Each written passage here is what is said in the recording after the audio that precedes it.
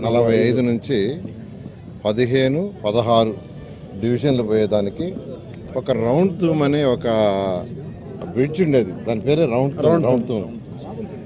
తూమ్ అని. ఎందుకంటే 14, 19లో వచ్చినప్పుడు ఇక్కడ వాళ్ళు సార్ రౌండ్ తూము అక్కడ బ్రిడ్జ్ లేదు సరిగా, మీరు ఒక బ్రిడ్జ్ చేయండి అని రిక్వెస్ట్ చేశారు. 14, 19లోనే దీన్ని యాక్చువల్గా ఆ రోజు శాంక్షన్ చేయడం జరిగింది. కొంత వర్క్ కూడా పూర్తి చేసాము. అయితే బ్యాలెన్స్ వర్క్ ఉంటే అంటే ఆ కాలమ్స్లో ఒక్క కాలం మిగిలిపోయింది. అప్పటికి గవర్నమెంట్ మారింది. ఆ ఒక్క కాలం పూర్తి చేసి స్లాబ్ వేసి ఉంటే ఎప్పుడూ 5 సంవత్సరాల క్రితం అయిపోయినది బ్రిడ్జి. కానీ గత ప్రభుత్వం మా మీద కోపంతో ప్రజల మీద కోపం చూపించారు. అది పరిపాలన కాదు. పరిపాలన అంటే ఏంటంటే ప్రజలకి సేవ చేయటం, ప్రజల అవసరాలు ఏదో కనుక్కొని చేయటం.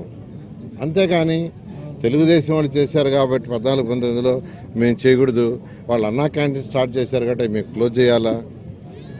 అదేవిధంగా ప్రతి ఒక్కరికి ₹2 చక్కగా 20 లీటర్ల వాటర్కి నెల్లూరులో 6 లక్షల లీటర్ వాటర్ పెట్టాను.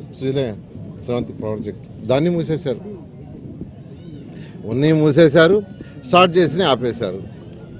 ఇలా అనేక కార్యక్రమాలు గత ప్రభుత్వం చేసింది. ఏదేమైనప్పటికీ ప్రజలకి ఏదైతే ఎలక్షన్స్ మాట ఇచ్చామో దాని ఎలక్షన్స్ ముందు తూచా తప్పకుండా ఈరోజు సూపర్ 6 కానీ లేదా ఇన్ఫ్రాస్ట్రక్చర్ కానీ చేస్తున్నాం. దాంట్లో భాగంగానే దీన్ని శాంక్షన్ చేయడం జరిగింది. చాలా చక్కగా దీన్ని కన్స్ట్రక్ట్ చేశారు. దీనివల్ల ఏంటంటే 45 నుంచి 15, 16 పోవటానికి కానీ 15, 16 నుంచి 45 పోవటానికి ప్రజలకు చాలా అనుకువగా ఉంటుంది. అదేవిధంగా ఇంకా కొన్ని బ్రిడ్జిలు కూడా రావాలి. ఇలాంటి వాటిని కూడా అధికారులు వర్కౌట్ చేస్తున్నారు. అదేవిధంగా రైల్వే ట్రాక్ మీద కూడా బ్రిడ్జెస్ చేయమని 2014, 19లోనే శ్రీనివాసరెడ్డి గారు రిక్వెస్ట్ చేయడం జరిగింది. అయితే అప్పుడు అది వర్కౌట్ కాలేదు.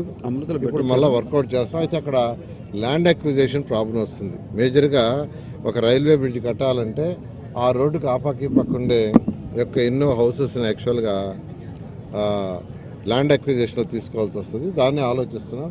ల్యాండ్ అక్విజిషన్లో ఎంతమంది నష్టపోతారు, బ్రిడ్జి కట్టడం వల్ల ఎంతమంది బెనిఫిట్ అవుతారని వర్కౌట్ చేస్తున్నాం. దాన్ని బట్టి దాన్ని కూడా చేయడం జరుగుతుంది. ఏదైనా నెల్లూరు ప్రజలకి, రాష్ట్ర ప్రజలకి నేను చెప్పేది ఒకటే, ఖజానా ఖాళీ 10 లక్షల కోట్లు అప్పు చేసిపోయాడు ఆయన. మీరు కట్టే ట్యాక్సులన్నీ దానికి వెళ్తున్నాయి, వడ్డీ అసలుకి.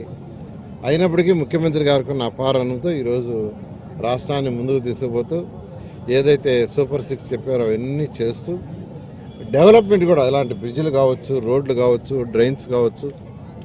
నేను అధికారులందరికీ ఒకటే చెప్పాను, 2026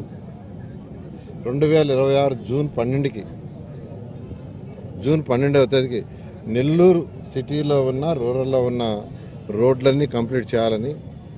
డ్రైన్స్ ఏదైతే పెద్ద డ్రైన్స్, ఇది పక్కనే ఒక డ్రైన్ ఉంది. ఈరోజు అంటే మెయిన్గా ఏంటంటే ఉయ్యాల కాలువ అలా ఉన్నాయో వాటి బ్రాంచ్ కెనాల్స్ కూడా ఉన్నాయి. బ్రాంచ్ కెనాల్స్ అవన్నీ చేయడానికి 50 కోట్ల రూపాయల బడ్జెట్లో ముఖ్యమంత్రి గారు శాంక్షన్ చేశారు. దాని టెండర్ విషయం కూడా ఫైనల్ స్టేజ్లో ఉంది. బహుశా నెక్స్ట్ వీక్ టెండర్ పిలుస్తారు. అది అయిపోగానే ఆ డ్రైన్స్ కూడా 2 పక్కల కాంక్రీట్ వాల్ కట్టి పైన స్లాబ్ వేయడం జరుగుతుంది.